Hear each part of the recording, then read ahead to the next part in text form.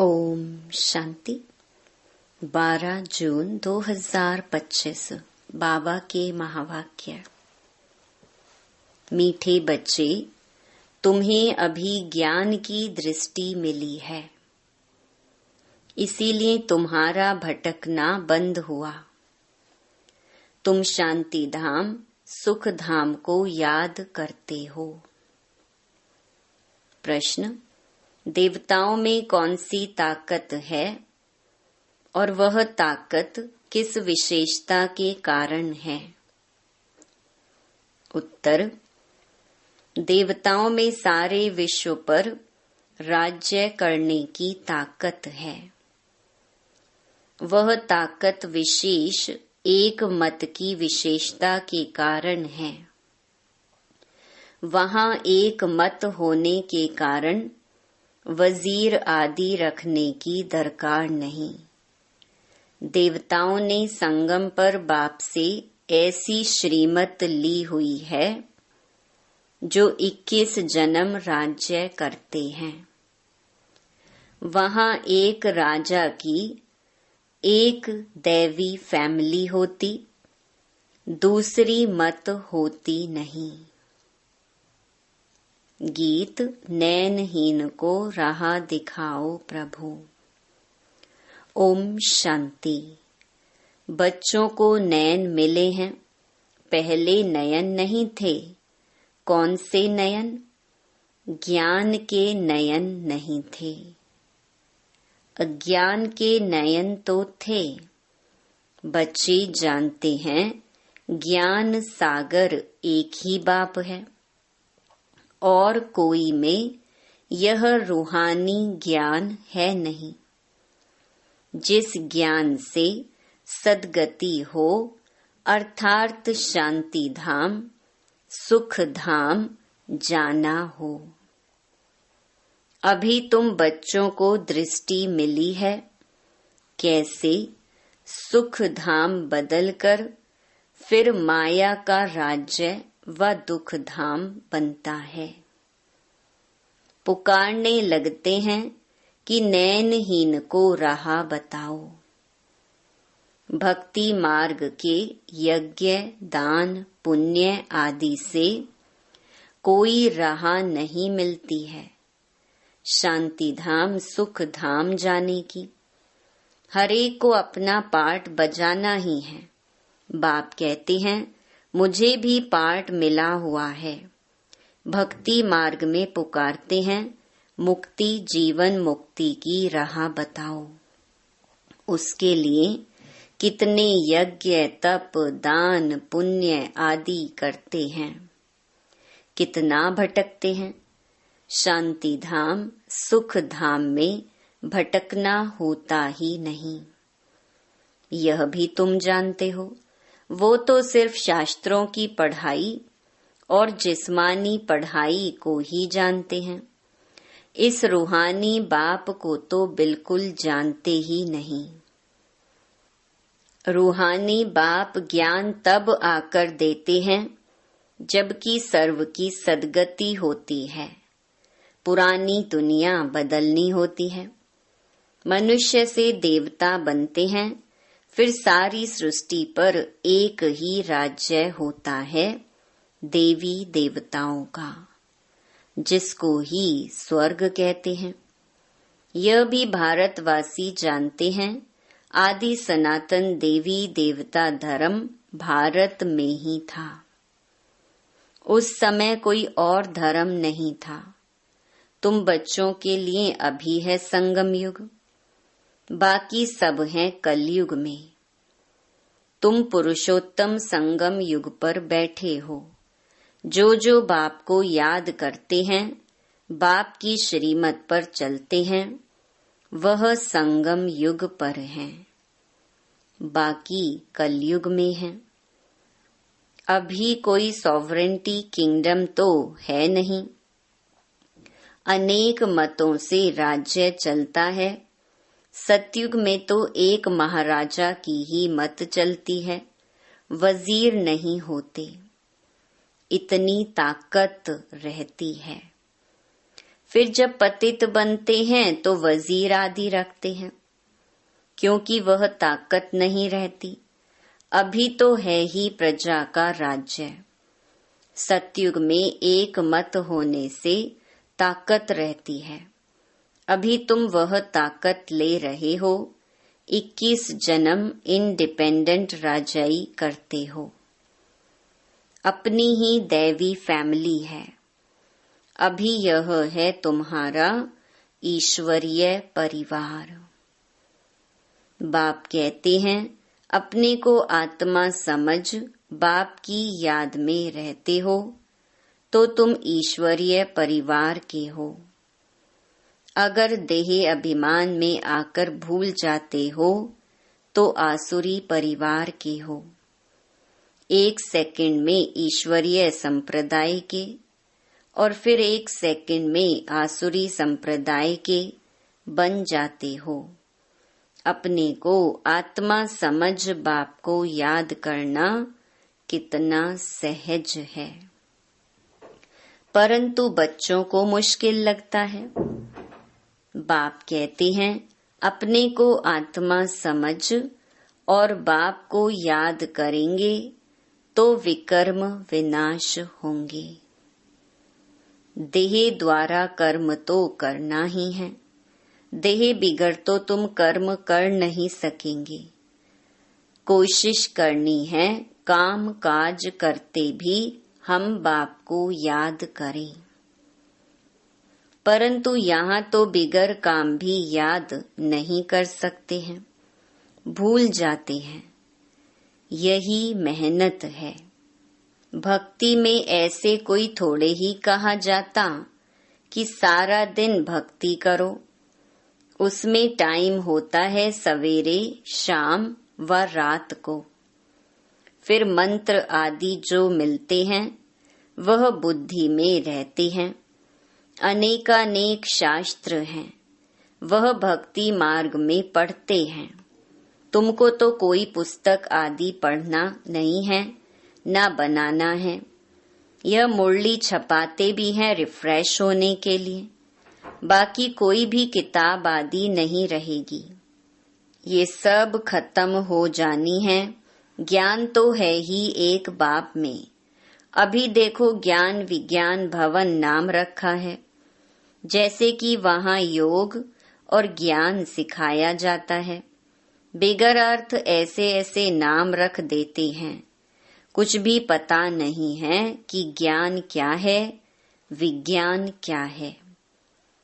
अभी तुम ज्ञान और विज्ञान को जानते हो। योग से होती है हेल्थ, जिसको विज्ञान कहा जाता है, और यह है ज्ञान, जिसमें वर्ल्ड की हिस्ट्री ज्योग्राफी समझाई जाती है। वर्ल्ड की हिस्ट्री ज्योग्राफी कैसे रिपीट होती है वह जानना है, परंतु वह पढ़ाई है हद की। यहाँ तो तुमको बेहद की हिस्ट्री ज्योग्राफी बुद्धि में है। हम कैसे राज्य लेते हैं, कितना समय और कब राज्य करते थे, कैसे राजधानी मिली थी, यह बातें और कोई की बुद्धि में नहीं आती। बाप ही नॉलेजफुल है।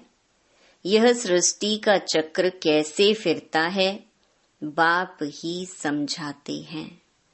बने बनाए ड्रामा को ना जानने के कारण मनुष्य कह देते हैं फलाना निर्वाण गया या ज्योति ज्योत समाया। तुम जानते हो सभी मनुष्य मात्र इस सृष्टि चक्र में आते हैं। इससे कोई एक भी छूट नहीं सकता। बाप समझाते हैं मनुष्य की आत्मा एक शरीर छोड़ दूसरा लेती है। कितना बड़ा ड्रामा है। सब में आत्मा है। उस आत्मा में अविनाशी पार्ट भरा हुआ है। इनको कहा जाता है बनी बनाई बन रही। अब कुछ बननी नहीं। अब ड्रामा कहते हैं तो जरूर उनका टाइम भी चाहिए। बाप समझाते हैं यह ड्रामा 5000 वर्ष का है। भक्ति मार्ग के शास्त्रों में लिख दिया है, ड्रामा लाखों वर्ष का है। इस समय ही जबकि बाप ने आकर सहज राजयोग सिखलाया था, इस समय के लिए ही गायन है कि कौरव घोर अंधियारे में थे और पांडव रोशनी में थे। वो लोग समझते हैं कलयुग में तो अर्जुन 40,000 वर्ष हैं। उन्हों को यह पता नहीं पड़ता कि भगवान आया है, इस पुरानी दुनिया का मौत सामने खड़ा है। सब अज्ञान नींद में सोए पड़े हैं। जब लड़ाई देखते हैं तो कहते हैं यह तो महाभारत लड़ाई की निशानी है। यह रिहर्सल होती रहेगी, फिर चलते चलते बंद हो जाएगी। तुम जानते हो अभी हमारी पूरी स्थापना हुई थोड़े ही है। गीता में यह थोड़े ही है कि बाप ने सहज राजयोग सिखलाए, यहाँ ही राजाई स्थापन की। गीता में तो प्रलय दिखा दी है, दिखाते हैं और सब मर गए, बाकी 5 पांडव बचे, वह भी पहाड़ों पर जाकर गल मरे। राजयोग से क्या हुआ कुछ भी पता नहीं है। बाप हर एक बात समझाते रहते हैं। वह है हद की बात, हद की रचना, हद के ब्रह्मा रचते हैं, पालना भी करते हैं, बाकी प्रलय नहीं करते। स्त्री को अडॉप्ट करते हैं, बाप भी आकर अडॉप्ट करते हैं। कहते हैं मैं इनमें प्रवेश कर बच्चों को नॉलेज सुनाता हूँ, इन द्वारा बच्चों को रचता हूँ। बाप भी है, फैमिली भी है। ये बातें बड़ी गुहिया हैं, बहुत गंभीर बातें हैं, मुश्किल कोई की बुद्धि में बैठती हैं। अब बाप कहते हैं पहले पहले तो अपने को आत्मा समझो। आत्मा ही एक शरीर छोड़ दूसरा लेती है। शरीर पर ही भिन्न भिन्न नाम पड़ते हैं। नाम रूप फीचर्स सब भिन्न भिन्न हैं। एक के फीचर्स दूसरे से न मिले। हर एक आत्मा के जन्म जन्मांतर के अपने फीचर्स हैं। अपनी एक्ट ड्रामा में नोंधी हुई है, इसीलिए इनको बना बनाया ड्रामा कहा जाता है। अभी बेहद का बाप कहते हैं मुझे याद करो तो विकर्म विनाश हो। तो हम क्यों ना बाप को याद करें, यही मेहनत की बात है। तुम बच्चे जब याद की यात्रा में बैठते हो तो माया के तूफान आते हैं, युद्ध चलता है, उससे घबराना नहीं है। माया घड़ी घड़ी याद को तोड़ेगी। संकल्प विकल्प ऐसे ऐसे आएंगे जो एकदम माथा खराब कर देंगे। तुम मेहनत करो। बाप ने समझाया है इन लक्ष्मी नारायण की कर्मेंद्रियां वश कैसे हुई। यह संपूर्ण निर्विकारी थे। यह शिक्षा इन्हों को कहाँ से मिली। अभी तुम बच्चों को यह बनने की शिक्षा मिल रही है। इनमें कोई विकार नहीं होता। वहाँ रावण राज्य ही नहीं, पीछे रावण राज्य होता है। रावण क्या चीज है यह कोई भी नहीं जानते। ड्रामा अनुसार यह भी नोंद है। ड्रामा के आदि मध्य अंत को नहीं जानते हैं, इसलिए ही नेति नेति करते आए हैं। अभी तुम स्वर्गवासी बनने के लिए पुरुषार्थ कर रहे हो। यह लक्ष्मी नारायण स्वर्ग के मालिक है ना। इन्हों के आगे माथा टेकने वाले तमो प्रधान कनिष्ठ पुरुष है। बाप कहते हैं, पहले पहले तो एक बात पक्की कर लो, अपने को आत्मा समझ बाप को याद करो। इसमें ही मेहनत है। जैसे 8 घंटे सरकारी नौकरी होती है ना, अभी तुम बेहद की सरकार के मददगार हो। तुमको कम से कम 8 घंटा पुरुषार्थ कर याद में रहना है। यह अवस्था तुम्हारी ऐसी पक्की हो जाएगी जो कोई की भी याद नहीं आएगी। बाप की याद में ही शरीर छोड़ेंगे, फिर वही विजय माला के दाने बनेंगे। एक राजा की प्रजा कितनी ढेर होती है, यहाँ भी प्रजा बननी है। तुम विजय माला के दाने पूजने लायक बनेंगे। 16,108 की माला भी होती है, एक बड़े बॉक्स में पड़ी रहती है। 8 की माला है, 108 की भी है। अंत में फिर 16,108 की भी बनती है। तुम बच्चों ने ही बाप से राजयोग सीख सारे विश्व को स्वर्ग बनाया है, इसलिए तुमको पूजा जाता है। तुम ही पूज्य थे, फिर पुजारी बने हो। यह दादा कहते हैं, हमने खुद माला फेरी है। लक्ष्मी नारायण के मंदिर में यूं तो रुद्रमाला होनी चाहिए। तुम पहले रुद्रमाला फिर रुंडमाला बनते हो। पहले नंबर में है रुद्रमाला, जिसमें शिव भी है। रुंडमाला में शिव कहाँ से आए? वह है विष्णु की माला। इन बातों को भी कोई समझते थोड़े ही हैं।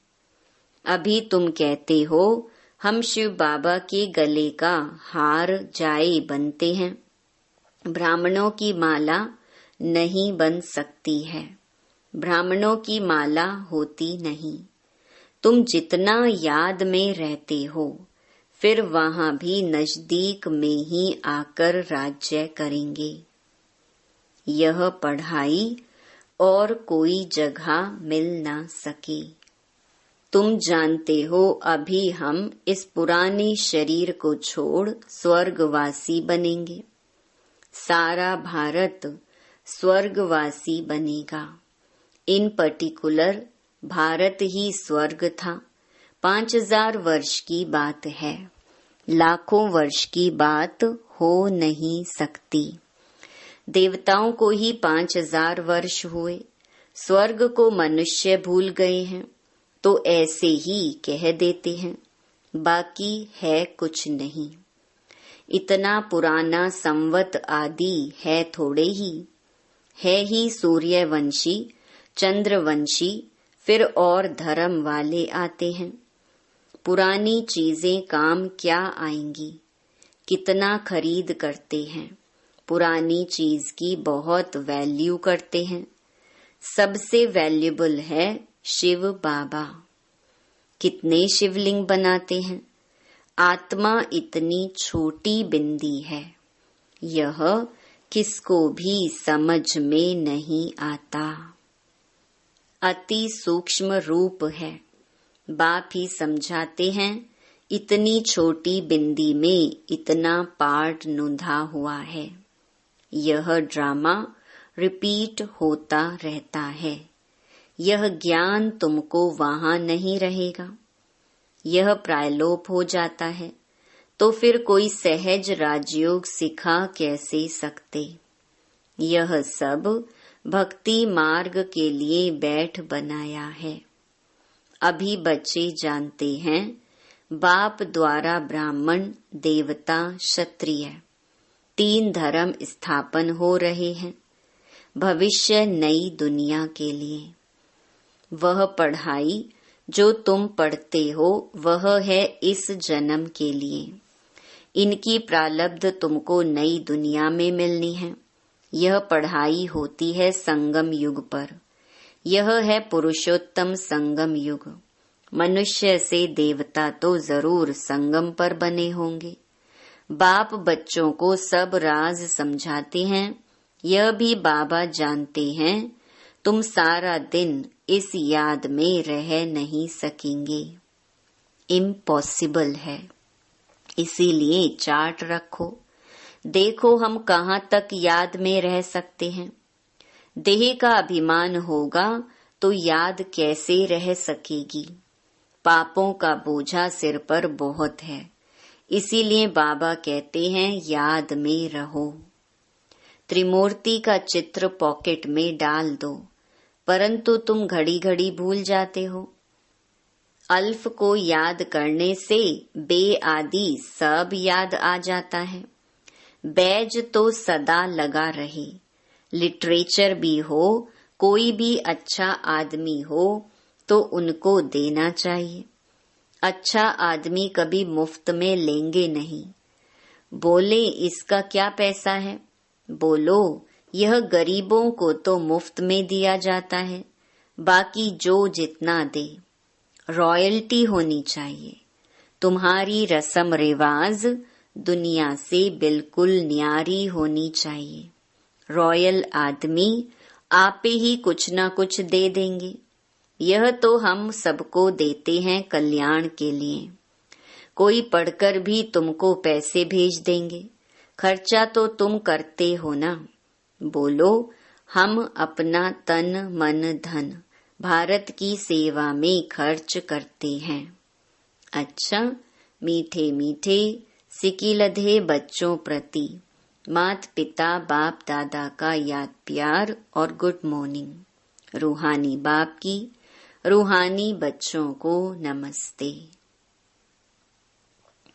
धारणा के लिए मुख्य सार। पहला, इस बेहद की सरकार को मदद करने के लिए कम से कम 8 घंटा याद में रहने का पुरुषार्थ करना है। याद में जो माया विघ्न डालती है उससे घबराना नहीं है। दूसरा, इस पुरुषोत्तम संगम युग पर ईश्वरीय संप्रदाय का बन ईश्वर की मत पर चलना है। कर्म करते भी एक बाप की याद में रहने का अभ्यास करना है। वरदान, अंतर्मुखता की गुफा में रहने वाले देह से न्यारे देही भव। जो पांडवों की गुफाएं दिखाते हैं वह यही अंतर्मुखता की गुफाएं हैं। जितना देह से न्यारे देही रूप में स्थित होने की गुफा में रहते हो, उतना दुनिया के वातावरण से परे हो जाते हो। वातावरण के प्रभाव में नहीं आते। जैसे गुफा के अंदर रहने से बाहर के वातावरण से परे हो जाते हैं, ऐसे यह अंतर्मुखता की गुफा भी सबसे न्यारा और बाप का प्यारा बना देती है। और जो बाप का प्यारा है वह स्वतः सबसे न्यारा हो जाता है। स्लोगन, साधना बीज है और साधन उसका विस्तार है। विस्तार में साधना को छिपा नहीं देना। अव्यक्त इशारे, आत्मिक स्थिति में रहने का अभ्यास करो, अंतर्मुखी बनो। अंतर्मुखी की निशानी सदा सागर के तले में खोए हुए गंभीर मूर्त। चेहरे द्वारा आत्मिक स्थिति के चिन्ह दिखाई देंगे। एक और मनन चिंतन करने वाला चेहरा, और फिर रमणीक अर्थात मुस्कुराता हुआ चेहरा। दोनों ही लक्षण सूरत से प्रत्यक्ष होंगे। अंतर्मुखी सदा हर्षित मुख दिखाई देंगे क्योंकि माया का सामना करना समाप्त हो जाएगा। अच्छा, ओम शांति।